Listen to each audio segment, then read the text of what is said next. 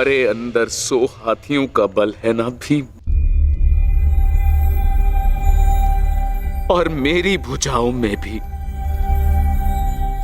मेरे 100 पुत्रों का वध करते हुए तुम्हें तनिक भी पीड़ा नहीं हुई भीम?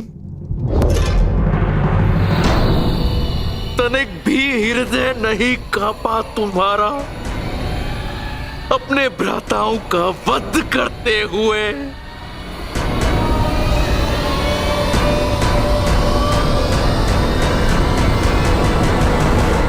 दुर्योधन, ये तुम्हारे लिए है पुत्र।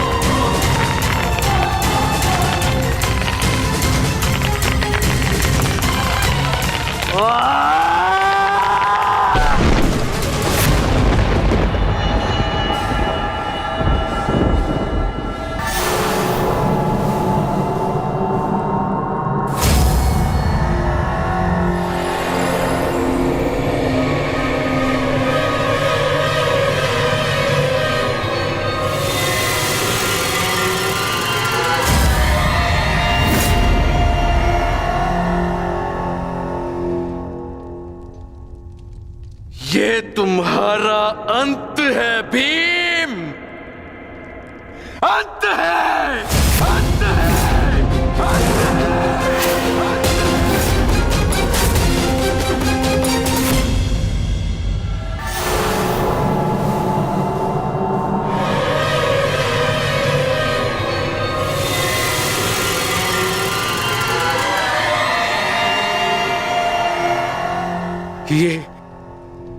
ये मैंने क्या कर दिया?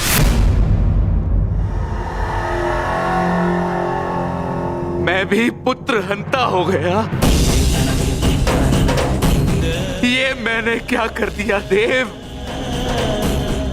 भ्राता पांडु,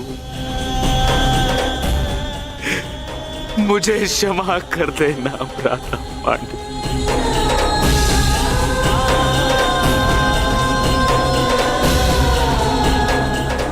प्रतिशोध की ज्वाला ने मेरे विवेक को हर लिया। क्षमा कर मुझे।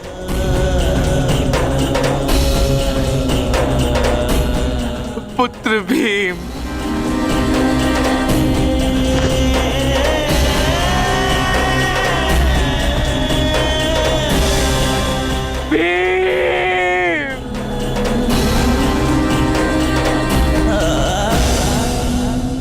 आपने उचित कहा महाराज।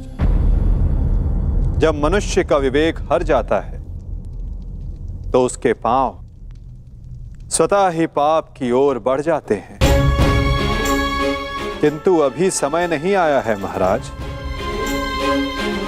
कि आप अपने भाई से क्षमा मांगे। आपके पुत्र विकोदर भीम अब भी जीवित हैं।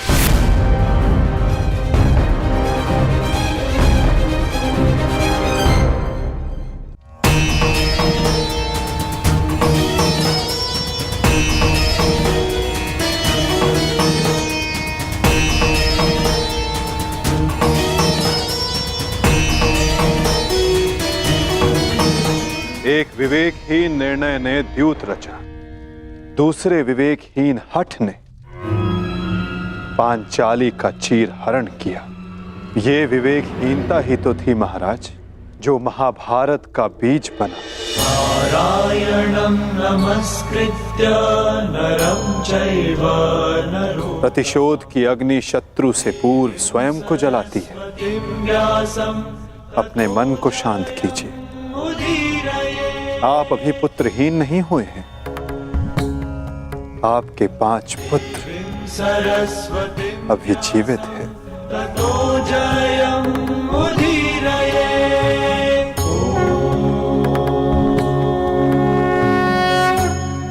अपने मन की अग्नि को शांत कीजिए। किंतु मेरे मन की अग्नि शांत नहीं होगी वासुदेव।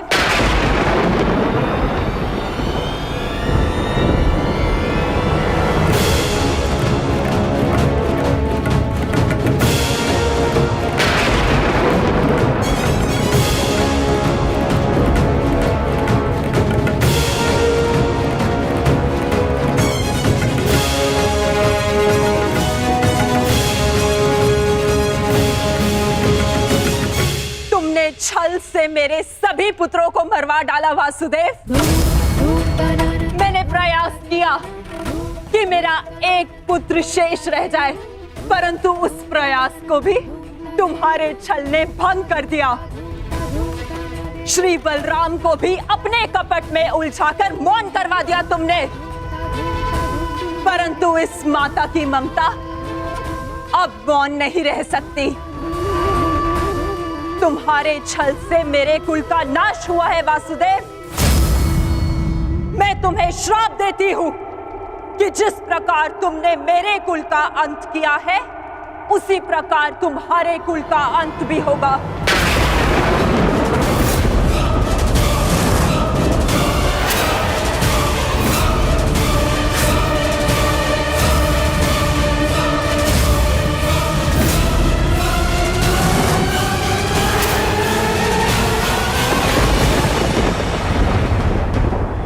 कि जिस प्रकार तुमने मेरे कुल का अंत किया है, उसी प्रकार तुम्हारे कुल का अंत भी होगा।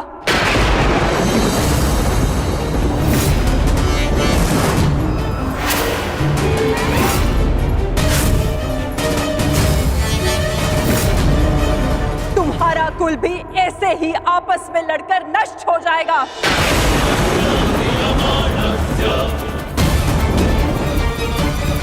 मैं भाग्यशाली हूँ कि मेरे नेत्रों पर पट्टी बंधी है और मैं ये सब नहीं देख पाई, परंतु तुम ये महाविनाश अवश्य देखोगे। तुम स्वयं अपने कुल के महाविनाश का प्रारंभ करोगे वासुदेव।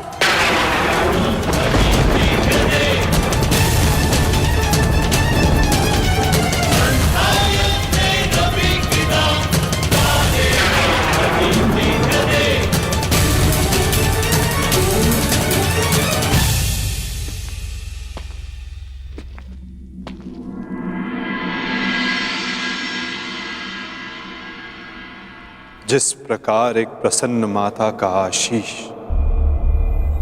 संसार में कोई नहीं रोक सकता,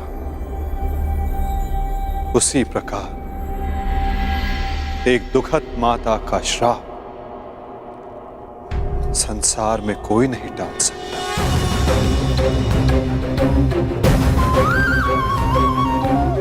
मुझे आपका श्राप स्वीकार है माते।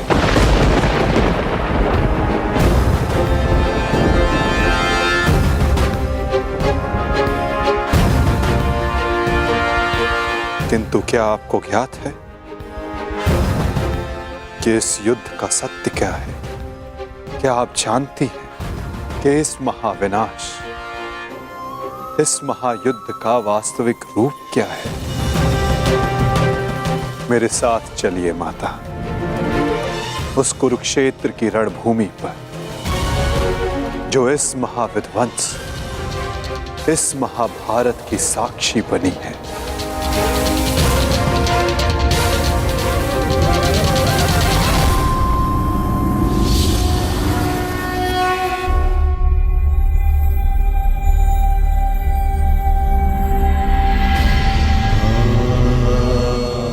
ये दुर्गंध कैसी वासुदेव?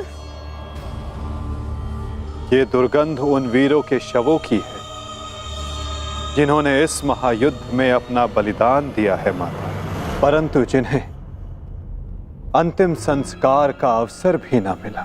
ये दुर्गंध यहाँ हुए भीषण संहार के एक एक क्षण का अनुभव करा रही है मुझे।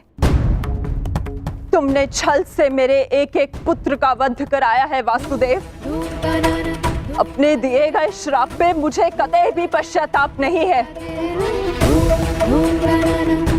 इस युद्ध से किसी को कुछ प्राप्त नहीं हुआ, ये युद्ध सबके लिए दुर्भाग्य ही साबित हुआ है और तुम्हारे लिए भी ये दुर्भाग्य ही साबित होगा। और आज मेरे श्राप के रूप में तुम भी उस युद्ध से दुर्भाग्य ही लेकर जाओगे।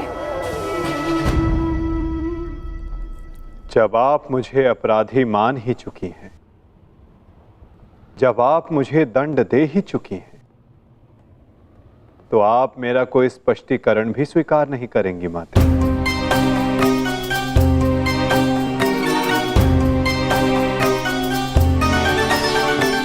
परंतु सत्य का भान आपके लिए आवश्यक है माते। जिनकी दृष्टि से इस महायुद्ध का कोई भी क्षण, कोई भी छल अनदेखा नहीं गया है माते, अब वीर बार्बरी आपको सत्य का भान करवाएंगे।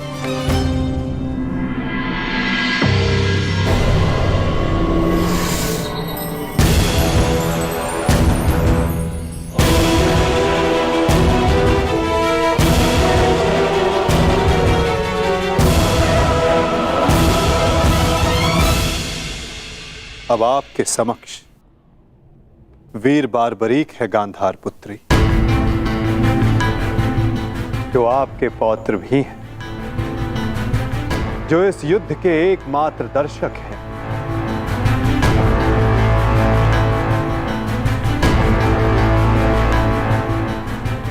वो बार्बरी जिन्होंने अपना शीश दान किया और अमर हो गए।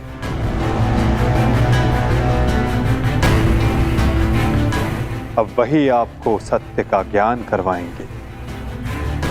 वीर बार्बरीक की दृष्टि से इस महाभारत का कोई भी बल और छल अनदेखा नहीं रहा है माता। अब बार्बरीक आपको सत्य बताएंगे। पुत्र बर्बरिक, तुम स्वयं बताओ, क्या वासुदेव ने छल से मेरे पुत्रों का वध नहीं करवाया है? यदि तुमने इस युद्ध का एक एक क्षण निष्पक्ष होकर देखा है, तो बताओ, कौरव वंश के वट वृक्ष महामहिम भीष्म, जिन्हें इच्छा मृत्यु का वरदान था, क्या वासुदेव ने उन्हें अपने छल से धराशाही नहीं करवाया है? क्या वासुदेव ने द्रोण पुत्र अश्वत्थामा की मृत्यु का छल रचकर आचार्य द्रोण का वध नहीं करवाया है? क्या मेरे पुत्र दुर्योधन की रक्षा कर रहे उसके मित्र कर्ण को छल से नहीं मरवाया है वासुदेव ने? पुत्र दुर्योधन पर युद्ध के नियमों के विरुद्ध जाकर प्रहार किया गया, क्या वो वासुदेव का छल नहीं था? मेरे समस्त 100 पुत्रों के वध का कारण केवल वासुदेव है। क्या ये भी सत्य नहीं है बार्बरिक?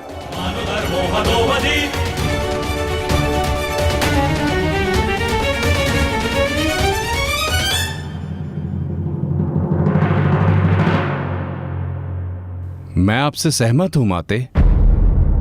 ये सब स्वयं वासुदेव ने करवाया।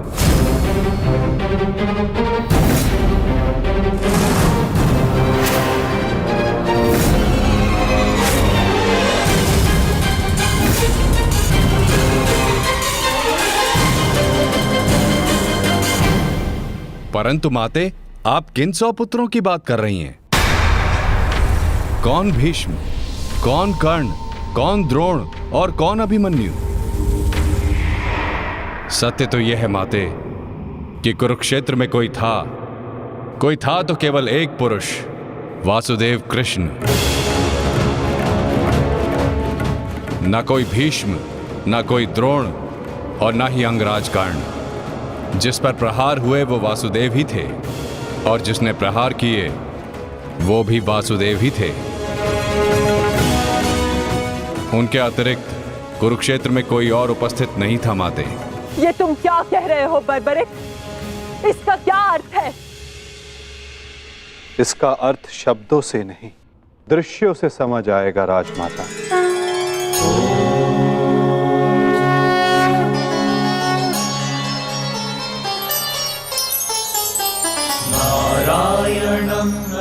इस युद्ध के प्रारंभ से अंत तक हर प्रहार मैंने किया और हर प्रहार मैंने ही सहा।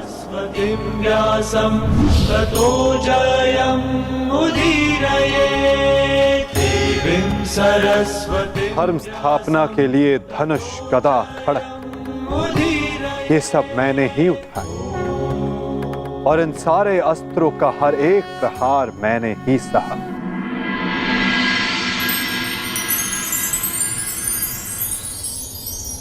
बाण चलाने वाला मैं ही था।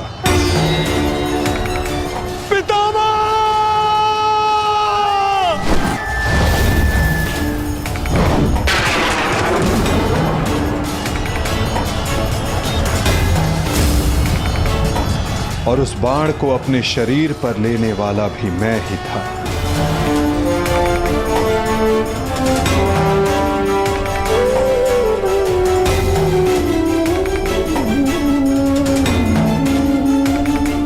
महामहिम भीष्म के रूप में भी मैं ही था और अर्जुन के रूप में भी मैं ही था।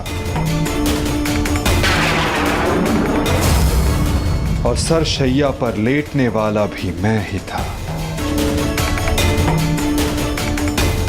अभिमन्यु बनकर चक्रव्यूह मैंने ही तोड़ा।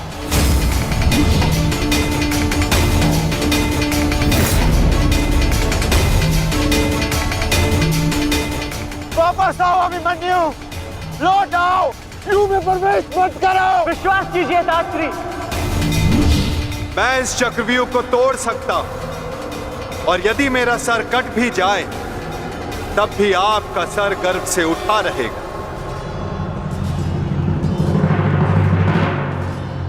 और उस दिन मुझे ही घेर कर मारा गया।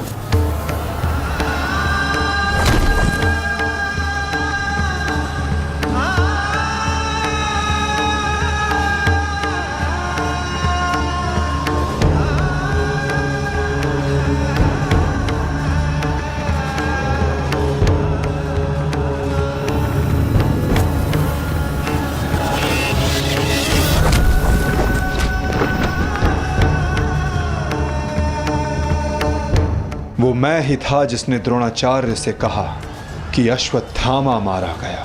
आपने बिल्कुल सही सुना आचार्य द्रोण। अश्वत्थामा मारा गया। द्रोणाचार्य के रूप में अस्त्र त्यागने वाला भी मैं ही था।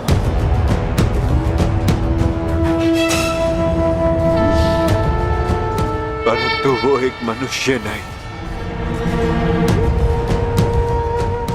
एक हाथी था।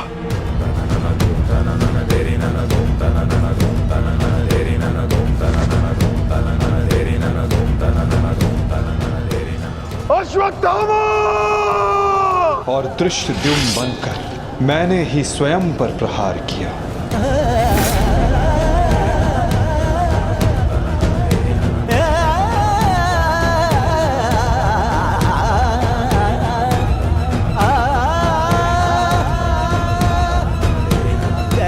और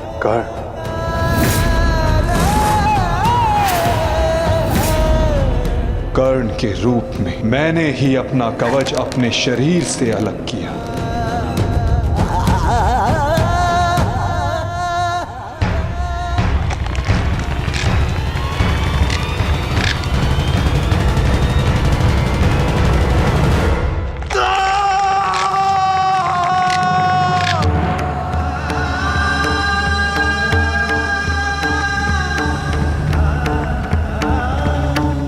और युद्ध के मध्य में मेरे ही रथ का चक्र धंसा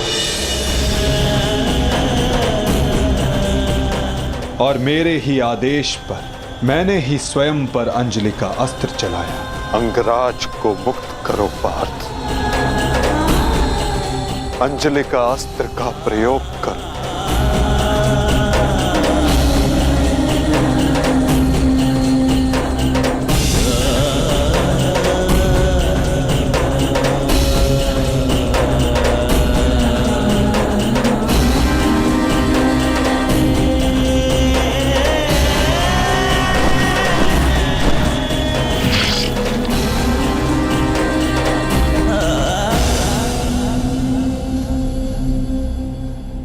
दुर्योधन के रूप में मेरी ही जंघा पर प्रहार करके मेरा ही अंत किया गया।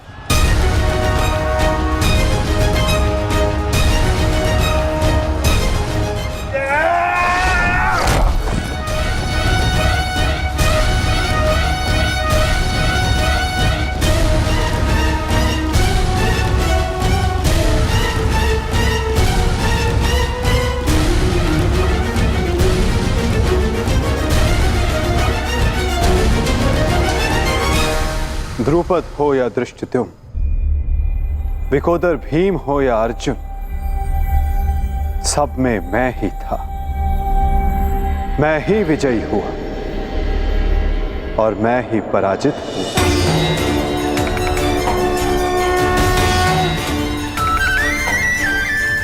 सबसे अधिक प्रहार मैंने की,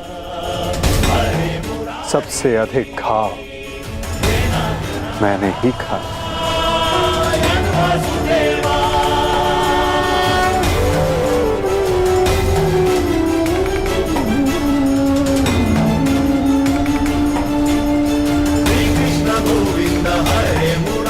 अठारह दिनों के इस महासंहार हर बार मृत्यु मेरी ही हुई।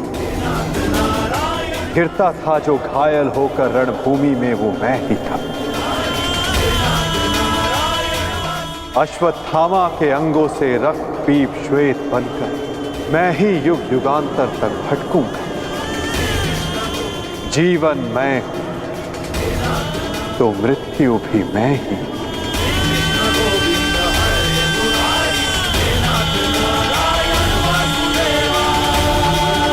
अब तुम्हारा स्वीकार है माते।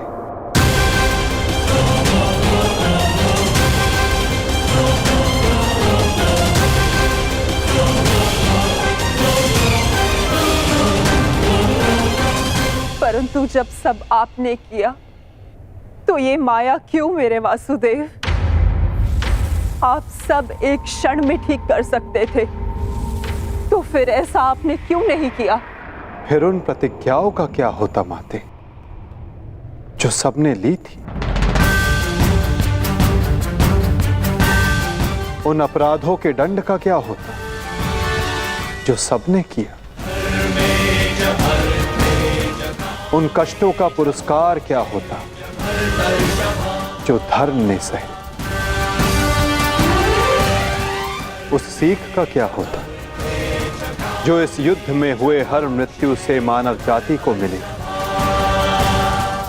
और जो संसार में प्रलय आने तक उनका मार्गदर्शन करेगी?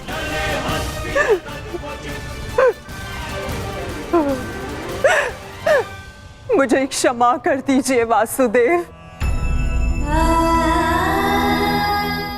मेरा श्राप वापस नहीं लिया जा सकता, परंतु क्षमा अवश्य मांगी जा सकती है वासुदेव। अपने पुत्र मोह में खोकर मैं उचित और अनुचित का भेद भूल गई थी। मुझे क्षमा कर दीजिए केशव कि उस हो रहे अधर्म के विरुद्ध ये गांधारी अपने स्वर ना उठा पाए।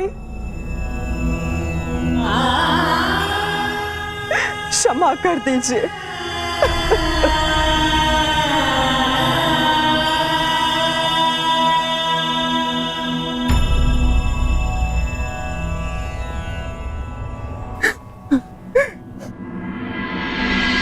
नहीं माते, किसी का अंत किसी के श्राप से नहीं होता। यदि किसी का अंत होता है तो स्वयं के पापों से। यदि यदुवंश का अंत होगा तो आपके श्राप से नहीं माते, अपितु स्वयं के पाप कर्मों से।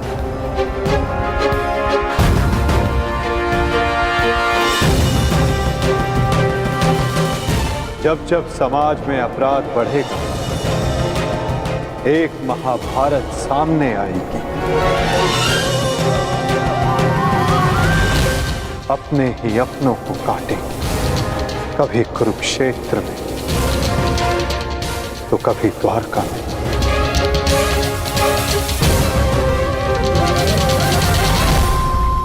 माते, यदि आप कुछ करना चाहती हैं तो अपने मन के इस प्रतिशोध की अग्नि को शांत कीजिए और पांडवों को आशीष दीजिए। युधिष्ठिर का राज्य अभिषेक करवाइए और धर्म स्थापना में आपका ये योगदान और आपका आशीष आवश्यक है माते।